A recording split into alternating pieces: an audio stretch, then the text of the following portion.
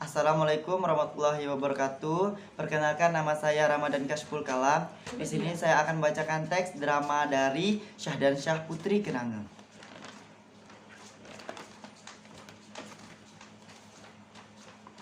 Permaisuri. Oh, Tuhan yang Maha Berkuasa, kuatkanlah iman hamba-Mu ini dalam menghadapi cobaan yang terasa sangat menghempit batinmu ini. Putri beta sanjungan jiwa, hilang tak ada tentu rimbanya. Dayang Pengasuh. Ampunkan hamba Tuanku Putri. Dayang-dayang penari siap menjalankan titah permaisuri guna menari di taman ini. Permaisuri. Baiklah Dayang penari, ampunkan kami permaisuri. Segala titah dari permaisuri telah kami laksanakan, dan kami mohon diri sekarang. Raja. Dinda, hilangkanlah sedih di hati, jauhkanlah kusut dari diri Adinda. Apalah artinya taman dan indah ini dengan bertahtakan intan dan berlian, kalaulah Adinda tidak dapat menghibur diri di sini. Putri kita yang hilang itu berarti suatu takdir yang harus kita kehendapi dengan ketabahan. Carilah hikmah dari setiap musibah yang menimpa. Itulah jalan keluar yang paling tepat. Dan Adinda juga harus ingat bahwa setiap manusia yang tabah ialah senantiasa berdoa serta menyerahkan diri kepada Yang Maha Berkuasa. Dialah hamba yang paling dekat di sisi Tuhan, sebagaimana isi tafsiran Alkitab. Permaisuri. Kanda, setiap saat Dinda berusaha untuk tabah. Bahkan setiap detik Dinda bertekad untuk melupakan segala ranjau-ranjau duka yang menghimpit dan batin Adinda. Namun kiranya hati seorang bunda lebih unggul dalam perasaan yang halus. Kasih sayang terhadap seorang anak sanjungan jiwa. Sebab dia adalah putri kita satu-satunya, Kanda. Buah hati yang paling Dinda ambekan, dan kini dia telah hilang entah ke mana, Kanda. Raja. Dinda, ke atas kita mengadah, tetaplah oleh Dinda. Bukankah ada langit yang luas terbentang dengan cuaca yang cerah?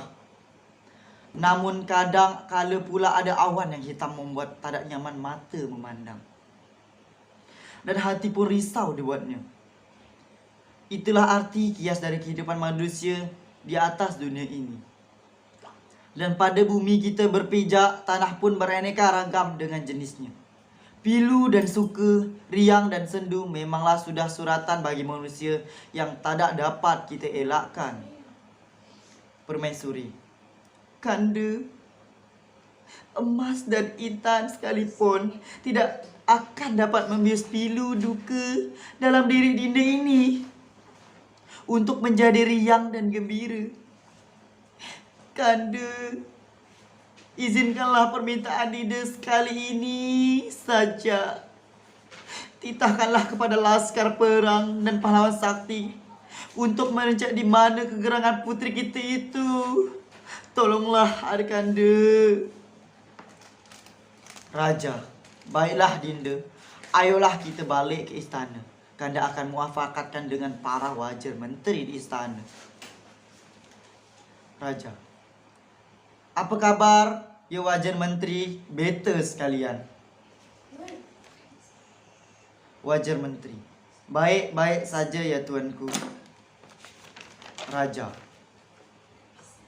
Wahai wajar menteri beta sekalian, adapun maksud kedatangan beta kemari hendaklah memeriksakan beta empunya negeri, apakah ramai ataupun sunyi.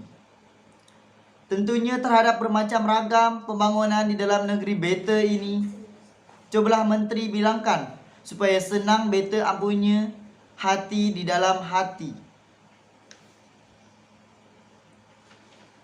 Menteri 1. Harap ampun ya tuanku, beribu ampun. Adapun tuanku menanyakan tuanku ampuni negeri, terutama terhadap pembangunan di dalam negeri tuanku, dapatlah hamba bilangkan, ampun tuanku beribu ampun, perihal di dalam negeri ini ramai sejaknya tuanku. Sedangkan keadaan pembangunan di negeri tuanku ini sesuai dengan isi maklumat yang telah tuanku cadangkan. Maka seluruh rakyat di pelosok negeri tuanku ini sedangkan giat berusaha. Pahlawan 1. Harap diampun tuanku beribu ampun. Izinkanlah hamba bersabda kata di hadapan tuanku tentang ihwal pembangunan negeri tuanku ini. Ampun tuanku, hamba jadi teringat dengan petuah orang-orang tua bahawa sekecil-kecilnya lidi kalaulah tersimpul dalam suatu ikatan, ianya akan utuh dan kuat sehingga sanggup sulit untuk dipatahkan. Demikian pula halnya dengan seluruh rakyat di negeri tuanku ini. Berkat dipimpin oleh raja yang arif dan bijak, maka seluruh rakyat yang bersatu padu dalam tekad dan muafakat guna menjunjung semua maklumat yang telah tuanku tetapkan. Pahlawan 2. Ampun tuanku, seirama dengan apa yang dituturkan oleh pahlawan ke-1, begitu jugalah pemikiran hamba. Sawah dan ladang luas terbentang, semuanya subur berkat ditapur pupuk. Bangunan megah dan berdiri tegak, itu petanda hal cipta rakyat yang bijak yang bawah tapuk pemimpinan tuanku, yang petang tunduk dan dengan keadaan. Raja, alangkah senangnya rasa hati beta mendengar tutur kata yang wajar menteri ucapkan. Tapi sedikit masrul beta ampunya hati mengenangkan puteri beta yang hilang tak ada tentu rimbanya. Wahai Datuk Penasihat yang arif dan bijak Bestari, apakah engkau tak ada bicara apa-apa tentang malapetaka yang tengah melimpah diri beta sekarang ini?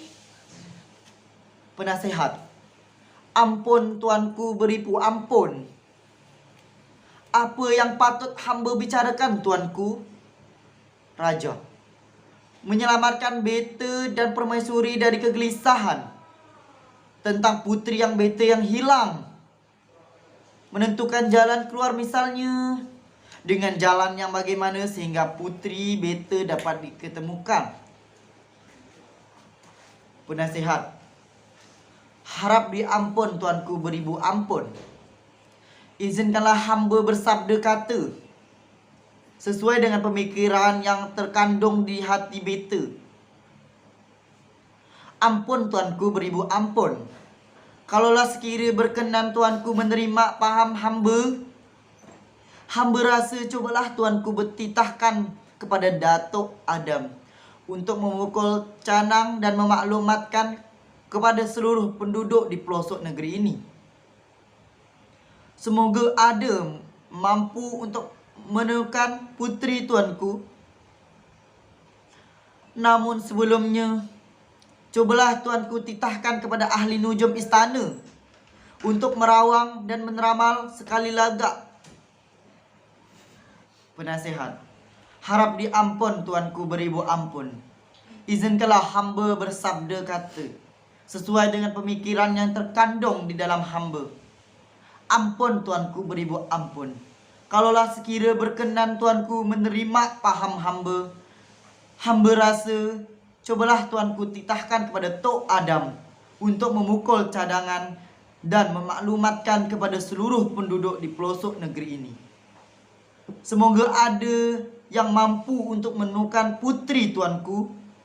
Namun sebelumnya, cobalah tuanku titahkan kepada ahli nujum istana untuk menerawang dan meramal sekali lagi.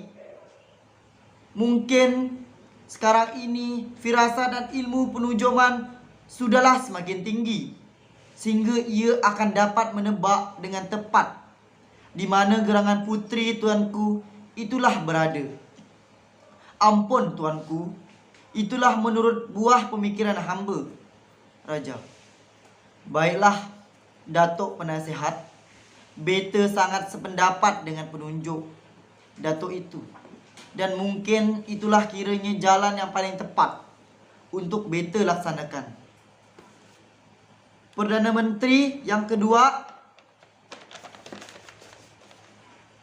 Menteri 2. Daulat tuanku Raja, titahkanlah kepada ahli nujum untuk datang menghadap.